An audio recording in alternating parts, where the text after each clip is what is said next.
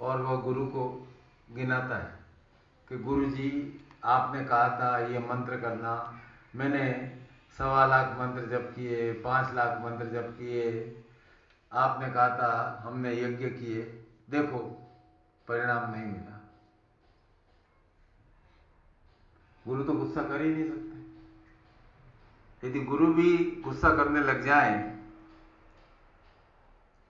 तो शिव की तरह फिर सृष्टि में प्रलय की स्थिति आ जाएगी। शिव जब क्रोध में आए तो सृष्टि में प्रलय की स्थिति आ गई।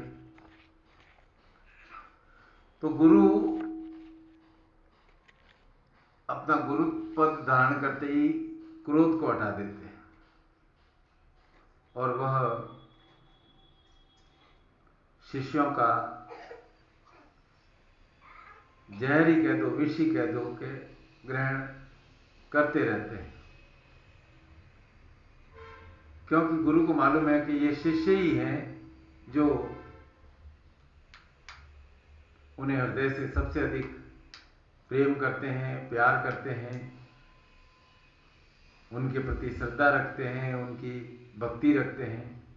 इसलिए गुरु को शिष्य पर क्रोध करने का, उससे नाराज होने का अधिकार हट जाता है। इसलिए गुरु को केवल और केवल ईश्वर ने आशीर्वाद देने का ही अधिकार प्रदान किया है।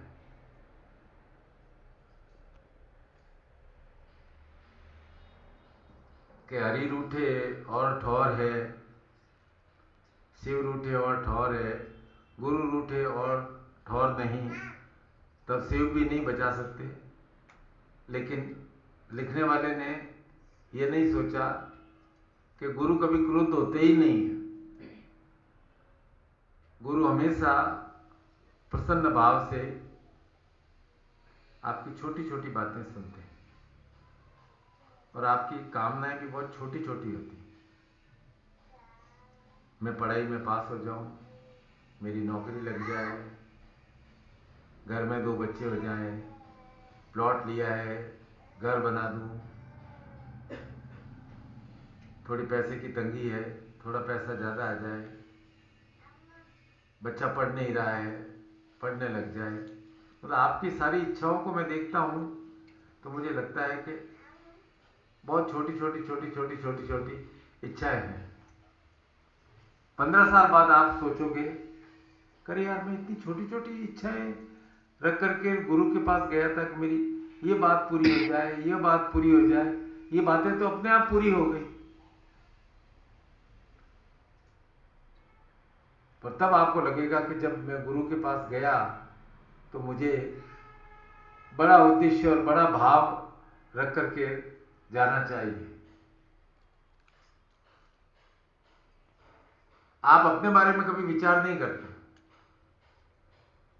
आपको ज्यादा चिंता है पत्नी के स्वास्थ्य की, बच्चों की नौकरी की, काम की। आप खुश कैसे रह सकते हैं इसके बारे में तो आप कभी विचार करते ही नहीं।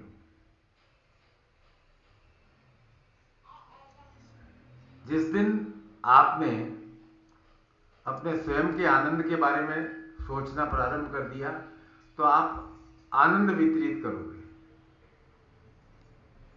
आप एक बच्चे से क्रोध करके उससे अपनी बात नहीं मनवा सकते हो।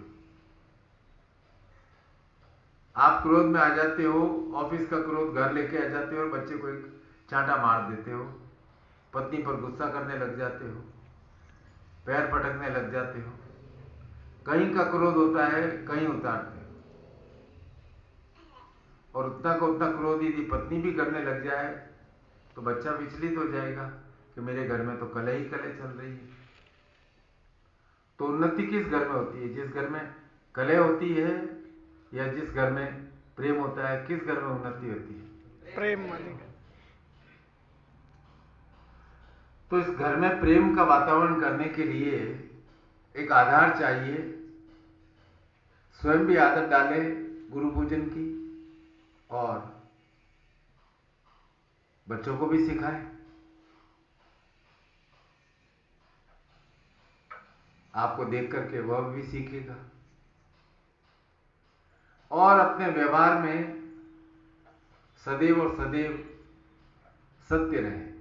कोई काम पूरा नहीं हुआ है तो अपने आप को कहें कि सॉरी, मेरे से ये काम आज नहीं हो सका, चाहे वह पढ़ाई का हो, नौकरी का हो, व्यापार का हो, कल मैं और अधिक प्रयत्न करूंगा, गुरुदेव मुझे आज क्षमा करें। तो आप हल्के हो जाते हो, दूसरे दिन अपनी पूरी शक्ति से प्रयत्न करने लग जाते हो। और ये गुरु और शिष्य का मिलन निरंतर चलते रहना चाहिए। आप में से कई लोग त्र्यंबकेश्वर आएंगे, फिर 21 अप्रैल को मैं शिवजी नारायण आऊंगा। कोरबा से कितना दूर है? बस? अरे